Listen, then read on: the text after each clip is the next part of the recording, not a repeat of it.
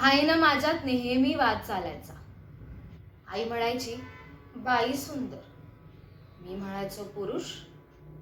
ती म्हणायची ती पृथ्वी, ती नदी, ती नक्षत्रे. मी म्हणायचो तो सूर्य, तो समुद्र, तो पाऊस. तसं ती ओठातलं हसू पदरात लपवत म्हणायची तो कचरा.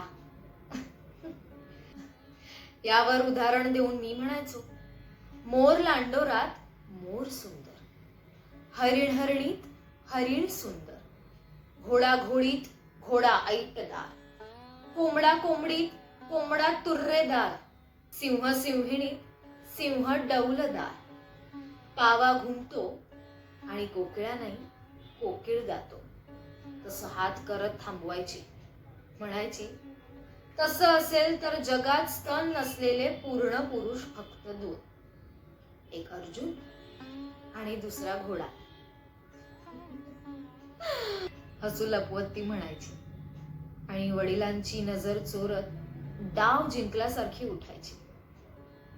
आणि नेमकी त्या क्षणी आई इतकी सुंदर दिसायची आणि वडील रुबाबदार.